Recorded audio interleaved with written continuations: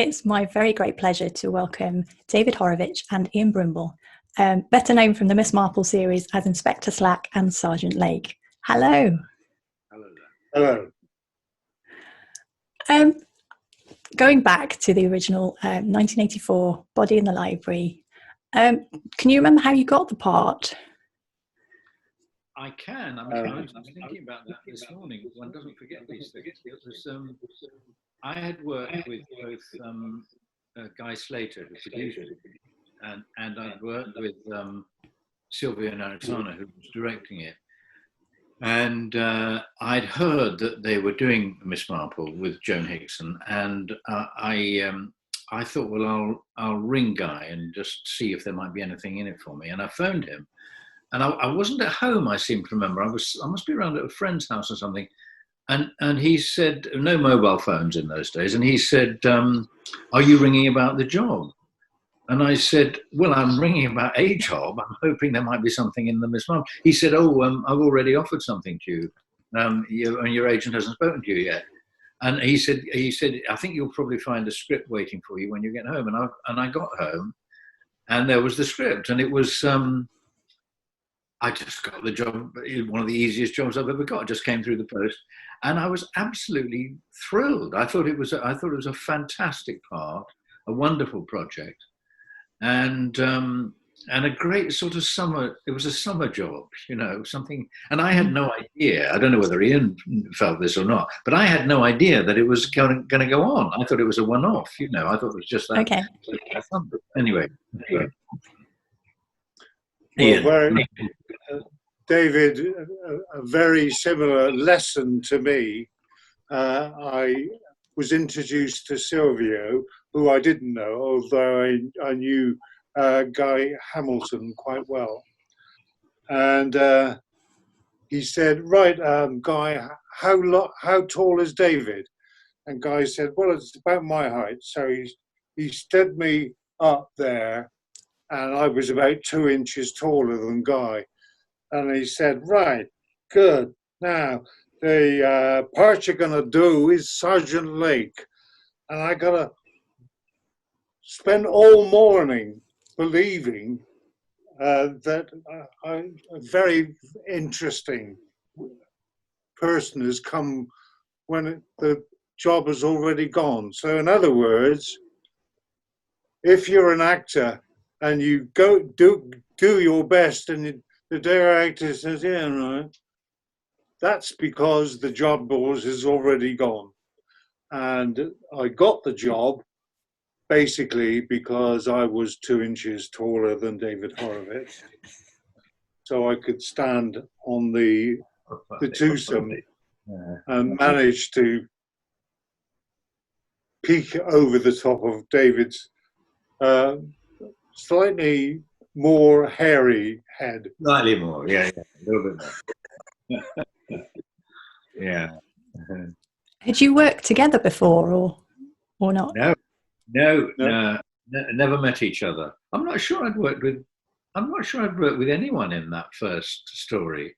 But they had one of the great things about it was they had wonderful people in them, people who I suppose are not, a lot of them are not really remembered now, but they were all big television names. There were people like Andrew Cruikshank who'd been in this case book,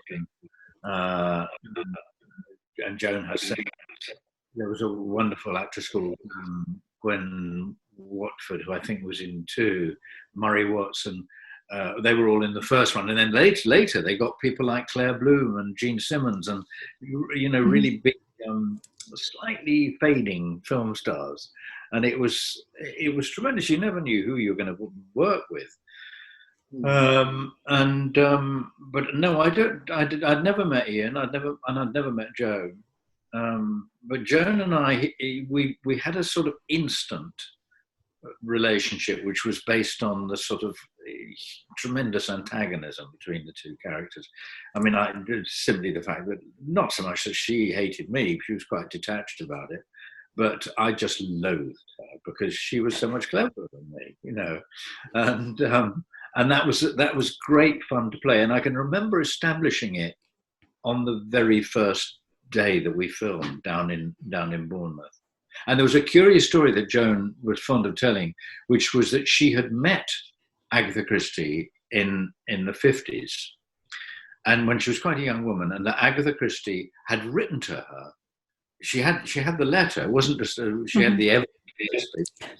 And in the letter, Agatha Christie had said, "One day you will play my Miss Marple," and that's quite an extraordinary thing. She'd said it to a young Joan Hickson, who obviously didn't look at all like Miss Marple in those days, but it was prophetic, you know. And one had to say, Joan was a wonderful, wonderful character actor who had worked for years and years and years playing largely supporting parts, and here she was with with the part of a lifetime, knocking on 80 when she started doing it. So I suppose she was about 90 when we were finished doing it, I suppose. Virtually, yeah. I mean, that's part of the pleasure of working with Joan, was she was very much a supporting actress. So even though she was the main focus, she wasn't starring in the way she reacted to the other people. She was very supportive throughout, which is great, really good. She was also curiously kind of self-effacing. Actually, she would come. She was terribly self-critical. She would come, "Oh dear, oh no, oh dear, I did that so badly, oh dear," and she did that right. I remember her doing it on the first day, but she was doing it on the last day, between like 12 days later. She was always implying she was about to be fired. You know, she was quite. I don't know whether it was a bit of an act, really, but it was quite engaging. She was very easy to get on with. I mean, I think I would say that politically we were a very long way apart, Joan and I. I wouldn't have a political conversation with her. You know, her politics slightly to the right of Attila the Hun. You know, but she was. She was very, very nice to work with. And after we'd done, Ian and I were in 5. There were 12 altogether. And I remember after the 4th one, Slack wasn't in the 5th one as the book. And I remember going into a shop in Islington, and there was someone recognised me in the shop, and he said, "Oh, I've just been reading in the Daily Mail that Joan Hickson says she won't do another Miss Marple unless Slack is in it." And they wrote Slack into it, and it actually didn't quite work. He was made a superintendent, and it made the relation. Slack was quite a small part in it. It was a sort of token guest part. There was another policeman played by John Carson, but they got Ian and I back, and it was simply on the fact that I think Joan liked this policeman that she could bash up it, because everybody, I think when you're playing a character that everybody agrees with and looks up to, it can be quite dull. And I think Joan liked a bit of she liked someone who didn't like someone in the company like her, you know. Yeah. I think it made that conflict made it more fun for her. Yeah. So the 3 of you were probably the only regular characters across the whole series.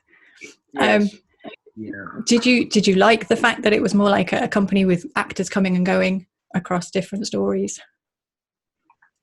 Well, it's a Johnny, very different age, of course. When we were making television, I recall when the last film came about, they decided that since Joan was so old, they'll have an extra week's for filming. Now, that would never happen these days. It's always going to be quicker, lots and lots quicker, not longer. And also, of course, as David has mentioned, there were loads and loads of senior actors. I mean, Andrew Cruikshank was the old doctor in Dr. Finlay's casebook, which was black and white television. So Lord knows how old he really was when he appeared in Buddy in the Library. So it was very relaxing and very gentle. Yeah. Not any problems with speed at all, which is great. And I felt more and more relaxed in the part, because you've got to remember when Body in the library actually happened, I was, I think, 34 or 35. So I was a very young actor, and then later on, obviously, more and more mature. Mm-hmm. But as David said, it was a summer filming, and since his love of cricket is renowned, there was a great many conversations that David and I had about the cricket, because talking about when we were young, how different it was. Then county cricket was important, not the 20-year-old bash that they believe they could maybe call cricket. No, it's true. But we also had we rehearsed in those days. You don't rehearse nowadays. There was a building in North Acton which was a sort of multi-story small skyscraper. We always used to call it the Actors Hilton, because it did look like the Hilton. It was a bit like the Hilton, designed like a Hilton hotel, and it was just opposite North Acton tube station. And you would go, if you were doing a program like Miss Marple, you would go there for 2 weeks. It was on about 6 floors, and there were 3 different rehearsal rooms on every floor. And the whole of the BBC would be rehearsing there, whatever they were doing. And I remember the first time I went there, I think it was before I did Miss Marple, I remember going up in the lift with the entire cast of Dad's Army and John Gibbs and Ralph Richardson.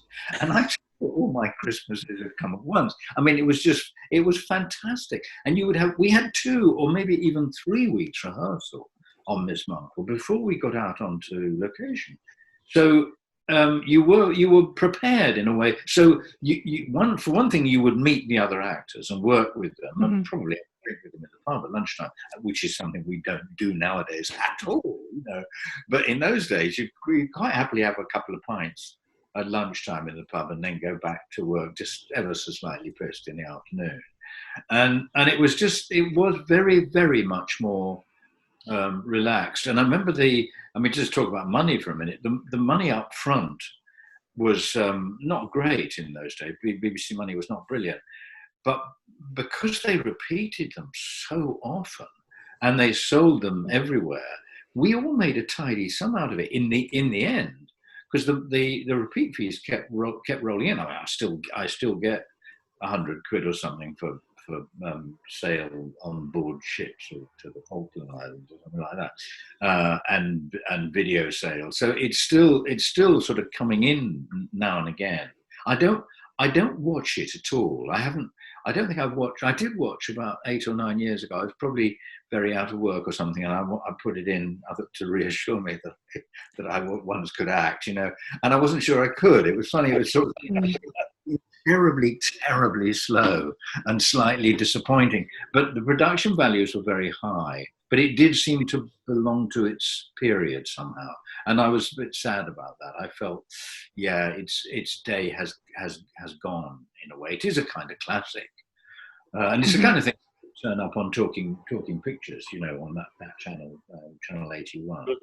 Of course, the thing about the time we were filming, it was a different generation of the Christie family, and at that particular time, the Christie family was very particular about the specific plot and how we needed to show it. Later on, the next generation of the Christie family weren't bothered about it, so long as they got the money, basically. So they were able to adapt the Agatha Christie a lot more than we did, rather. Yeah. They were very sedate, really, weren't they? There was no swearing and no sex, and and Yes, I do. they did have a real charm and things like the. I mean, if I hear the theme music now, it makes me tremendously nostalgic, you know. And it was, the theme music was wonderful too. I think. I mean, I think there's something very very reassuring about it. In spite of the body count, you know, it was. And it's, in a way, it's the kind of television during lockdown that I've been watching more and more of. I don't want to watch things that. I've been watching things like Antiques Roadshow and White House going fishing, because I just don't want to be. I'll find these times so anxious. I don't want to be made more anxious. I don't want cutting edge television at all. And I think Miss Marple actually would if I can't bear watching myself, but I think Miss Marple would suit me right down to the ground now. I think there's a sort of need for it to feel nostalgic and feel that times were once a lot better. Although actually I don't think they were. I don't think times were ever all that good, you know. David, you've definitely been promoted to head of BBC. But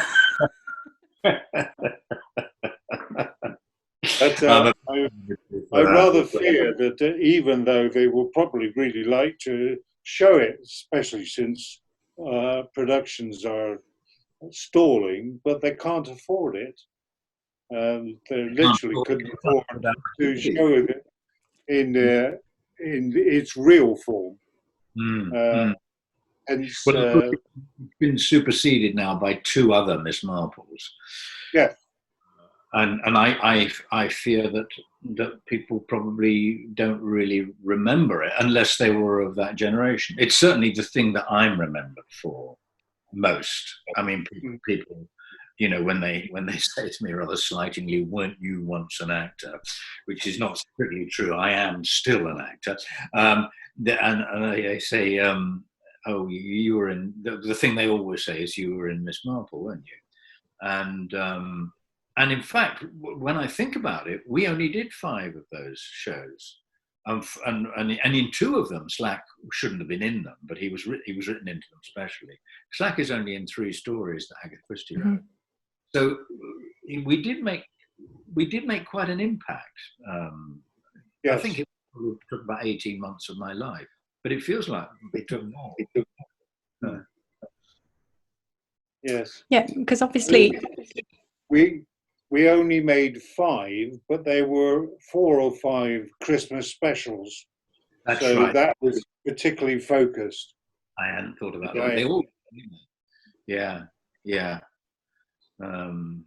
They were very nice Christmas fare. And Joan, I think Joan was absolutely remarkable in them. I mean, I do think that she was born to play Miss Marple, because she had a sort of enigmatic quality. And later, I never really got into watching Geraldine McEwen, but I know that they sort of wrote a backstory for Miss Marple, which was slightly kind of racy, and she'd had a history. I always felt she didn't have a history. She wasn't quite a person. She was Miss Marple. She was a myth. You know, I didn't want to know that she'd had lovers and all that stuff. I like to imagine for myself where she had come from, but to make that sort of thing explicit was a kind of sacrilege. You know, I thought, no, Miss Marple doesn't have a past. She just is Miss Marple. She's omniscient and just extraordinary. She's not really quite a person. No relationships, no close relationships, no intimacy with anyone. She might well have had, you know, she might have had a tragic past, but I absolutely didn't want to know. And I think with the Geraldine McEwen character, they were more than hints of her past, which I don't think Agatha Christie was interested in at all. She was just someone who'd emerged from nowhere. She didn't have a sort of method actors kind of why she was like she was. And I don't think Joan was interested in it at all. She just kind of could do it.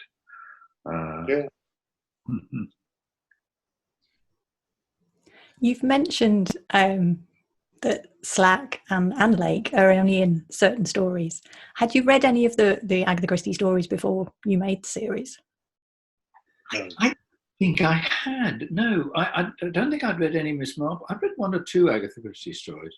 I think I'd read A Murder Is Announced when I was at school. They weren't my sort of thing, and they still aren't really. But so I came to them quite fresh in very much in via Trevor Bowen, who wrote the adaptations very, very, very well, I think. And no, I hadn't, but and then Trevor started sort of writing stuff for me that Agatha Christie hadn't written. He even towards the end he said, I want Slack to have his own series, which of course I would have been delighted. But I had a feeling it would never happen. Where he retires to the seaside and looks on the modern world with a very jaundiced eye. I thought this was going to be great, but of course it never happened. But he had in one of them. I think it was they do it with mirrors, which was the that we did. He wrote that Slack had that his hobby was conjuring, and there were all these scenes where Slack was alone in his bedroom with a little bag full of conjuring tricks, doing them in front of the mirror, and they made the final cut. You know, I thought, oh, this is they're going to edge this out in the editing room, but they were there, and it was great fun because Trevor and I used to sort of talk about Slack and have sort of riffs on who he was and where he came from and what he'd done in the war and that sort of thing. Because I thought he'd probably been a sergeant major in the army and he'd come out and he was a bright guy. I never thought he was stupid. And the policeman I talked to who had seen Miss Marple said, oh, he's a really good copper. He's just run rings around by this weird lateral thinking bitch, you know. And the policemen were very sympathetic with me, you know. They didn't want to Miss Marple. And so I always thought he was quite a clever guy. He was a grammar school boy, you know. He hadn't been to secondary modern or anything. And he'd had quite a good war, and he'd come out, he'd been demobbed, and then he'd worked his way up in the force. And he solved most crimes. He might even have got there in the end on these crimes, but by different methods. And there probably would have been a few more murders on the way. But she sort of circumvented him and just ran rings around him. It must have been so galling. But there were times when, again, Trevor and I used to talk about it, when he would try very grudgingly to pay her compliment. And it never worked. It always came out as sort of patronising. It came out wrong. You know, I mean, for a little old lady, you have a few good guesses. You'd say that sort of thing, you know. Whereas, of course, she was a genius. He I can't remember what the question was, Helen, but I'm just wool gathering here. But maybe David, if you get a television series, you'll have an extra week. Because of my great age. Certainly. Well, I mean, it's terrifying, but I recall as a young actor, I was 34, 36, and I'm now 72. So it's quite a long time away. Yeah. You look, obviously. Ian, you look more like John Wayne than ever. Never mind. John Wayne, old sidebuster. No, they were very happy times, I have to say. And as I say, like you did one, and you thought, oh, that's it then. And then a year or two later, they'd say, oh, there's another Miss Marple, and you think, oh, that's my summer taken care of, and it'll be fun. And it happened 5 times. I never knew it was. I always thought that's it. Even off the first one, I didn't know more than one. It was an amazing kind of bonus, and it was a career changing thing for me, because I did get a lot of television work as a direct result of Miss Marple. So I'm kind of endlessly grateful for it, not just for the pleasure it gave me at the time. It was a. I think Agatha Christie was sometimes slightly dodgy on plot, but she had a wonderful capacity to create fascinating characters. Absolutely did, yeah. I think she's underestimated in that way, I think, sometimes. Yes. Think of a lot of the characters in those. Think of the character that Murray Watson played in Body in the Library. It was a wonderful character. He was a bit like Lord Emsworth in the P.G. Wodehouse thing. He had a pig, didn't he? And he used, when he was feeling pissed off, he used to go and commune with his pig. And there were wonderful, wonderful characters like that in all of them. I think she's sort of underestimated in that way. You've mentioned that you made 5 stories across a lot of years. Did you find it easy to come back to the parts after a break of several years?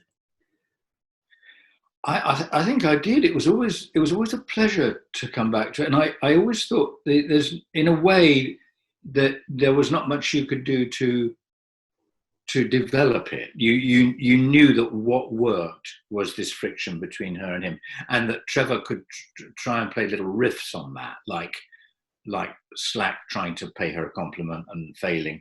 But the whole thing depended on that conflict being the same, and sort of repeating and trying to find new ways of doing that. And subtleties within that. The only one I didn't really enjoy doing the last one, actually, and it was because the character was rather shoehorned into it. And John Castle, I can't remember the name, Craddock, I think was his policeman. Mm-hmm. He was in 2, I think. And I think I was in, I'm just remembering this, I think I was in one that he should have been in but wasn't available to do. He was doing another job.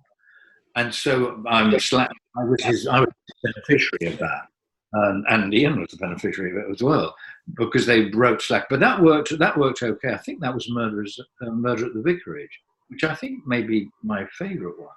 But then the very last one, which had Claire Bloom in it, I didn't enjoy much because I didn't have all that much to do in it, and it felt contrived. I felt as though I shouldn't really be there. That was the one that Joan said, I'm not doing one unless... Trevor Bowen makes absolutely sure that everybody that they were acting in the earlier parts of the films were in it. So it was rather contrived. Yeah. But of course, when you talk about progression, Lake has gone from the rather gauche DC to an inspector, so he has some authority. Yeah. So it's a gradual development for him. Yeah. And I recall going in with all boots flying, because I thought, well, without David, there's no nasty copper. So, Lake, you better be nastier.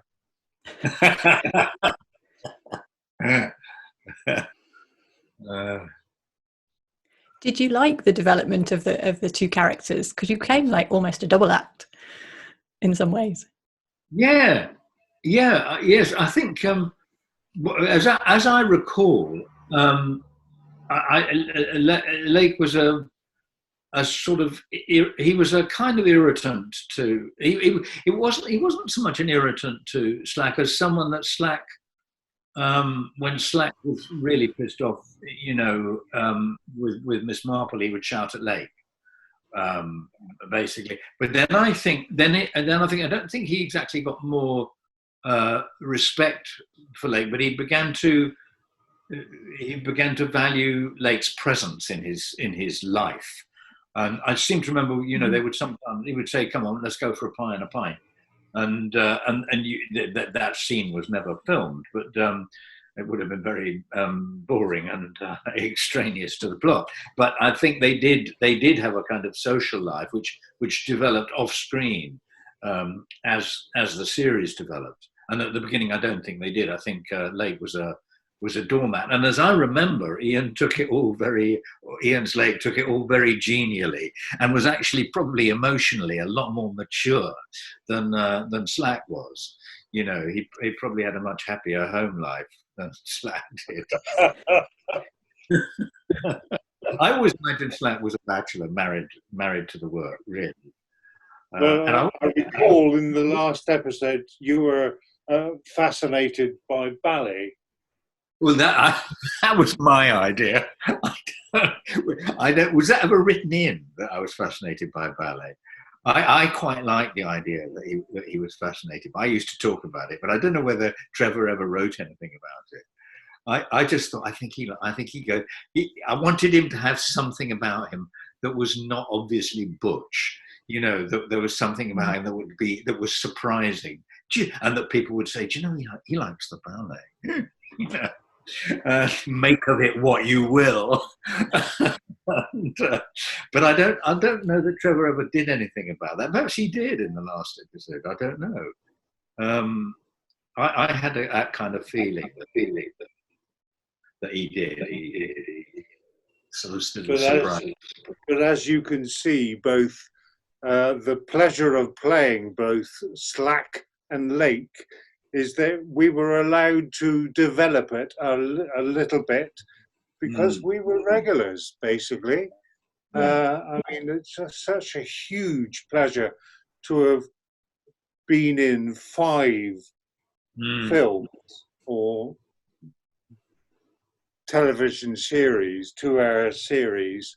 I mean, definitely by the end, David and I could just talk with one another because we had such an understanding. And so many times as an actor, you get to know the actor and then you're gone. Whereas with Miss Marple, we went again and again. And having said that, it's not like EastEnders where you're doing the same person every week. It's just the special, so it's short enough to not be rather dull, but also repetitive enough for the progression of the character. Yeah, it was always a bit of a treat. I always just felt it was. And we went to lovely locations, and it was always you know, it's one of those things one remembers. It was always nice weather. Of course it wasn't, but it was always summer, and it always seemed very pleasant. We were either in somewhere like Bournemouth or Netherwallop, which stood in for St Mary Mead. And I remember I didn't stay in the unit hotel. I used to hire a little cottage or something, and my kids would come and stay, because more often than not it was done in the summer holidays or something like that. And it was quite a sort of idyllic job, wasn't it, Ian? I mean, it was something that you mentioned Netherwallops. We filmed in a lot of wallops. Nether Wallop, one other wallop, I've forgotten its name. But we certainly, walloping, enjoyed the wallops. It was such a great time and great walking holiday as well. That's right, we did a lot of walking, didn't we? Yes. And the one bad weather problem they had was when we got Norman Stone to move south. So we came to the Derbyshire Hills. Derbyshire Hills. Staffordshire, weren't we? Yeah, and Yeah, it was horrible. But yeah, whenever yeah. it was Wiltshire or Hampshire, it was beautiful. Yeah, yeah. Well, our photographer, John Walker, was also a cricket nut, so we had lots of mutual understandings. And we played it again, didn't we? We played a very serious cricket game. Very, very serious. Versus the crew. Ooh, Yeah, deadly serious. That's right. Deadly serious. Oh, yeah. Yeah. John Walker was left-handed bat, I seem to remember. Yes, he Deadly was. serious. Opening batsman, I think. Yeah. Yeah. No, it was Yeah. good fun. Always had the same crew, didn't we? Every year. And we had some lovely directors. Julian Amos, who directed Murder at the Vicarage. Mm-hmm. Murder at the Vicarage, which I sort of think it's the best one, actually. I think, oh God, 450 from Paddington is nice too. I think that's a lovely one. I have to say, now that you've mentioned 450 from Paddington, with all the focus on Amelia Fox now, such a beautiful young actress, I recall actually working with Joanna David, who was Amelia's mother. Yes. And she was an English rose and a half. Yeah. As indeed Amelia has now taken the generation on. Yeah. There were such wonderful people in them. But as you can see, Helen, the relevance and importance is the fact that we played cricket against the crew, and I remember that game more than I remember the film. It's priorities. Oh, absolute priority. Yeah. I was going to say it's been lovely chatting to you, but I've got one last question. Do you have a favourite of all the Miss Marples that you did, and why? I think I would have said 450 for Paddington, but I think the last one I watched was Murder at the Vicarage, and actually I think that's my favourite. Although I think the favourite at the time was 450 from Paddington, probably because I had more to do in it than any of the others. But I think Murder at the Vicarage is the best one. I think it's the best story, and actually I think it was the best directed, partly because I think Julian Amos we had Silvio Naritano, who did the first one, who was a wonderful director, and I'd worked with him before. He was Canadian, and I do think Body in the Library is a very good film, but I think it doesn't quite capture the Christie spirit, partly because I think it's like too. I mean, I don't mean physically in terms of life. It's a bit heavy. And I think Murder at the Vicarage, Julian's background was all with those sort of that sort of thing, English thrillers and so on. And I think he captures the essence of what Agatha Christie is about. It also had a very, very nice cast. It had Robert Lang and Cheryl Campbell, Paul Eddington. Gosh, when I think about the people who were in it, it's absolutely fantastic. Polly Adams was in it, and I do remember corpsing with Polly Adams quite a lot, which was an immense pleasure. And she's become a very, very good friend of mine. So I have a great nostalgia about that. And Jimmy Hazeldine, who's no longer with us. I mean, a lot of them are no longer with us, obviously. But I think that's the one that gave me most pleasure. The very last one didn't give me a great deal of pleasure, as I say, but that was because I was kind of grafted onto it, I think. But I think Murder at the Vicarage is my favourite. What about you, Ian? Do you have a favourite? Well, I feel that Murder in the Vicarage must be the best, because publicly Lake will never disagree with Slack. So Murder at the Vicarage it is. You can come out of character, John Wayne. Come on. Oh, funny. Yeah. No, it was a great job, and we did get on very well, didn't we? We had a lovely. Yeah. Yes. Yeah. Lots of cricket. I was going to say, I can tell the rapport is still there. It's Yeah. great. Oh yeah. It was all very easy and companionable. I don't remember much friction, which is remarkable if you do five jobs like that.